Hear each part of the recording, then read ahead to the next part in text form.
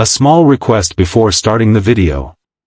If you love the channel's topic, then subscribe to the channel now and press the bell icon next to it. Because one of your subscriptions encourages me to make better videos. Y&R just gave Nikki a warning sign nobody is taking seriously. On The Young and the Restless, the warning sign that everyone is ignoring is Nikki's health crisis. She's suffered from exhaustion and headaches in recent weeks. While Nikki and her daughter, Victoria, chalk up her headaches to multiple sclerosis flare-ups, this could be a new, life-threatening medical condition. Nikki's looming health crisis. Nikki, Melody Thomas Scott, has been dealing with migraines. At first, she thought it was related to the stress from her separation from Victor, Eric Braden, losing Newman Enterprises, and Nick's, Joshua Morrow, drug addiction. But then she deduced that the migraines could be tied to multiple sclerosis flare-ups. Victoria, Amelia Heinley, has been concerned about her mother. But then she chalked it up to just being flare-ups and believed they would go away. Instead, Victoria should have advised her mom to see her doctor as soon as possible. Y&R viewers are concerned about Nikki's health. They fear that these migraines are a cover-up for an undiagnosed condition or a medical emergency crisis that could be too late to treat. This constant dismissal is a red flag for a much bigger health problem that could blindside the Newman family just as they're getting out of the woods. They finally got their company back. Meanwhile, Matt, Roger Howarth, is begging for forgiveness rather than resorting to his evil ways.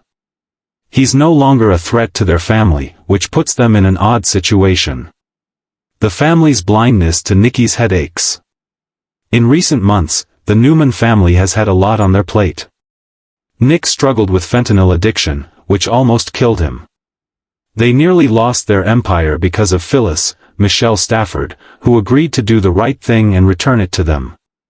There was also the Matt Clark situation, which seems to be under control. For now. Since the family is so distracted, Nikki's headaches haven't been given top priority at the moment. Even when she experienced a nightmare where Nick died from an overdose, her physical distress was treated as another underlying symptom of her MS. This leads to the concern that the Newmans are missing an important detail in Nikki's health crisis. It's possible that she could have a brain tumor, in which case she'll need emergency surgery. Nikki's health crisis could eventually reunite her with Victor. Will he be able to push past his distraction and save Nikki in time? Y&R just gave Nikki a warning sign nobody is taking seriously. For years, Nikki Newman has been the emotional center of Genoa City. She has survived alcoholism, betrayals, family wars, corporate battles, and more heartbreak than most people could endure in a lifetime. Time and again, Nikki has proven she is stronger than anyone gives her credit for.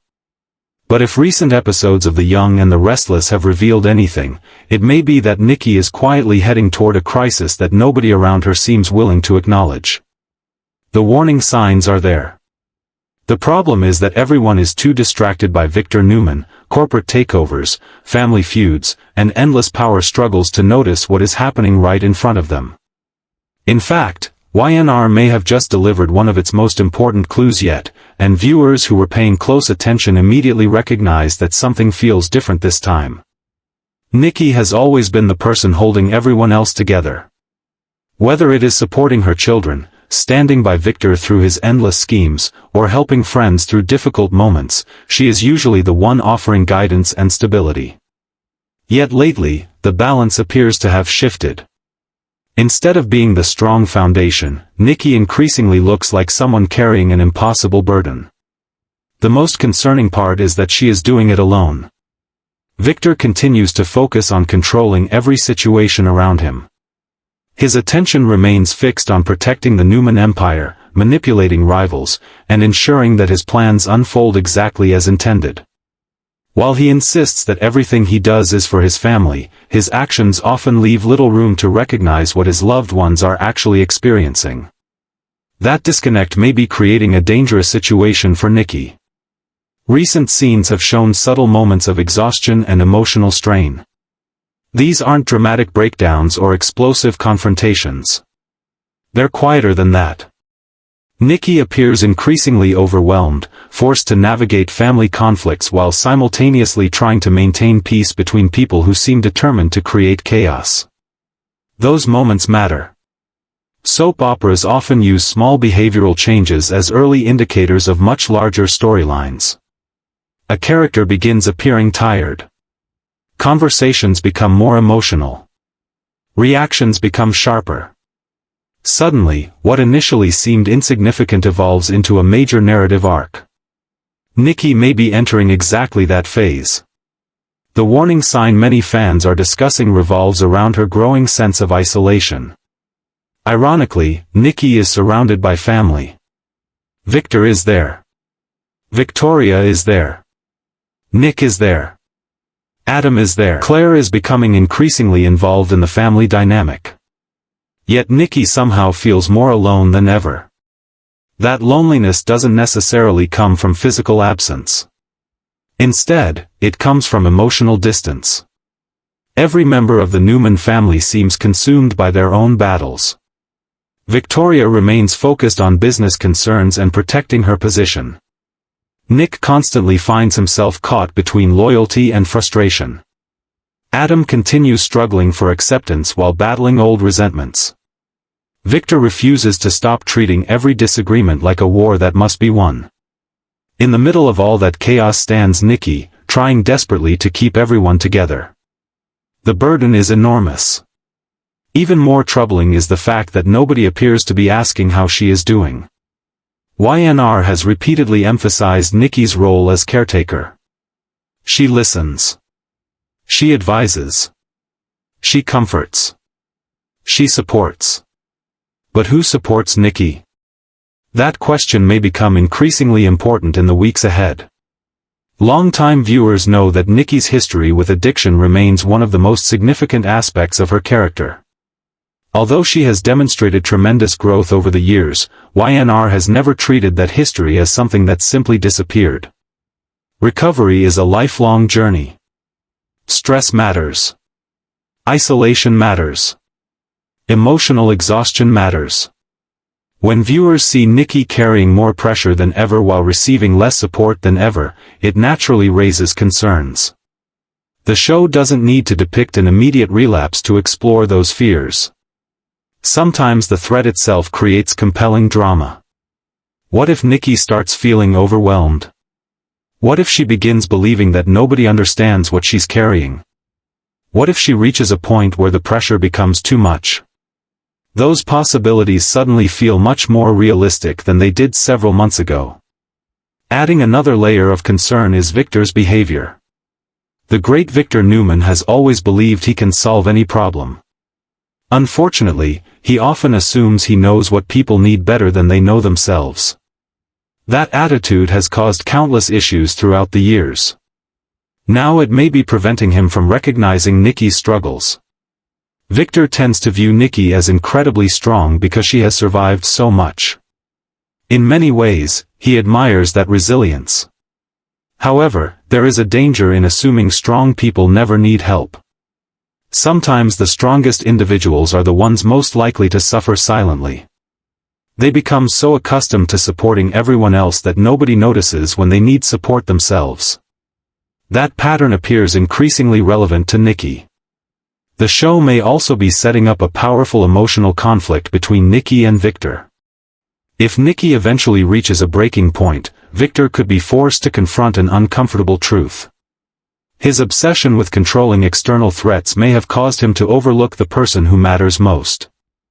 That realization would hit harder than any corporate loss. It would hit harder than any rivalry. It would hit harder than any failed scheme. Because for all his flaws, Victor genuinely loves Nikki. The tragedy would be realizing too late that love alone wasn't enough. Fans have already started speculating about where this storyline could lead. Some believe a health crisis may be developing. Others suspect an emotional collapse is on the horizon. Still others think the story is designed to expose deeper fractures within the Newman family. Whatever direction the writers choose, the groundwork appears intentional. The clues are simply too consistent to ignore. Soap storytelling thrives on foreshadowing. Characters rarely announce their struggles outright. Instead, viewers receive subtle hints. A worried expression. An emotional conversation. A moment of exhaustion. A decision that feels slightly out of character. One sign alone means little. Multiple signs create a pattern. And right now, Nikki's pattern is difficult to overlook. What makes the situation particularly fascinating is that most characters remain oblivious. The audience can see the pressure building. The audience can see the warning signs. The audience can see Nikki carrying responsibilities that continue to grow heavier. Yet within the story itself, very few people appear concerned. That disconnect often serves as the perfect setup for a major twist. When everyone assumes a character is fine, that is usually when trouble arrives. Y&R has used this formula effectively for decades. The best surprises aren't completely unexpected. They're hidden in plain sight. When the eventual reveal happens, viewers look back and realize the clues were there all along. That may be exactly what is happening with Nikki now. Whether the storyline leads to health concerns, emotional struggles, family conflict, or something entirely different, one thing feels increasingly clear. Nikki Newman is carrying more weight than anyone realizes. The pressure is mounting. The support system is weakening. The warning signs are becoming harder to ignore. Yet nobody around her seems to be paying attention. If that continues, Genoa City's most beloved matriarch could be heading toward a crisis that shocks the entire Newman family. And when that moment arrives, Victor, Nick, Victoria, Adam, and everyone else may finally understand what viewers have been seeing for weeks. The signs were there. The clues were obvious. The warnings were real. But nobody took them seriously until it was too late. Y&R just gave Nikki a warning sign nobody is taking seriously. Part 2, the point of no return could be closer than anyone thinks. If the first wave of warning signs around Nikki Newman felt subtle, the latest developments in The Young and the Restless suggest something far more serious may already be in motion beneath the surface of Genoa City. What once looked like emotional strain is beginning to resemble a slow-building breakdown of balance within the Newman household itself. And the most alarming part? No one is adjusting their behavior in response. Instead, the pressure around Nikki is increasing. Every storyline orbiting the Newman family seems to be pulling her in different directions at the same time. Victor's relentless control issues. Victoria's corporate battles. Nick's moral conflicts. Adam's constant struggle for acceptance. Claire's emotional integration into a family still learning how to trust her. Each thread adds weight. None of them are being lifted. And Nikki is standing at the center of it all. Still trying to hold everything together. Still trying to keep peace where peace may no longer exist. Still trying to be the emotional anchor for a family that is increasingly unanchored. The real danger in soap storytelling is not usually the loud crises. It is the quiet accumulation of pressure that no one acknowledges until it becomes unavoidable. And Nikki's current trajectory fits that pattern with unsettling precision. Recent scenes have emphasized something viewers rarely see from her: hesitation. Nikki has always been decisive when it comes to emotional matters. Even when she struggles, she tends to confront issues directly. But lately, her responses have become more measured, more delayed, and more emotionally weighted. That shift is not accidental. It suggests internal conflict is growing faster than external resolution. There is also a noticeable change in how other characters respond to her. Victor, for example, continues to treat Nikki as though she is unbreakable. His belief in her strength is almost absolute. While that confidence might appear supportive on the surface, it carries an unintended consequence: it prevents him from recognizing vulnerability when it appears. In Victor's world, strength is assumed to be permanent. Weakness is something that happens to other people. Not Nikki. Never Nikki. But that belief may be dangerously outdated.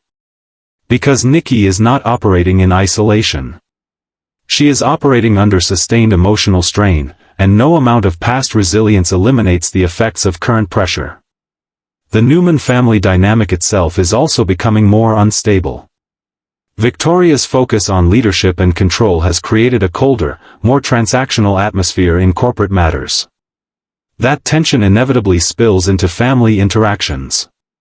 Nick, meanwhile, continues to act as the emotional mediator, trying to balance loyalty to his father with concern for his mother.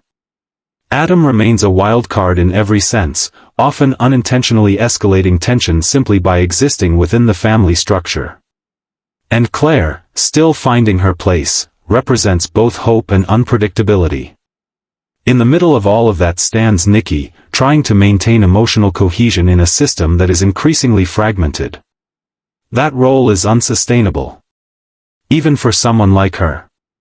The most significant warning sign, however, may not be visible in dialogue or plot development at all. It is in tone. The show has subtly shifted Nikki's presence from active participant to emotional observer. She is in scenes, but often reacting rather than initiating. She listens more than she speaks. She absorbs more than she directs. That kind of narrative positioning is often used in soap operas to signal an approaching turning point. Characters who begin as emotional anchors sometimes transition into central crisis figures. Not because they are weak, but because they have carried too much for too long. There is also an increasing sense of emotional fatigue in Nikki's interactions with Victor. While their relationship remains deeply rooted, it is no longer defined solely by passion or partnership. It is now layered with concern, frustration, and unspoken distance. Victor continues to operate at full intensity, pursuing control over situations that may not require it, while Nikki increasingly seeks calm, stability, and emotional breathing room. Those two approaches are no longer naturally aligned.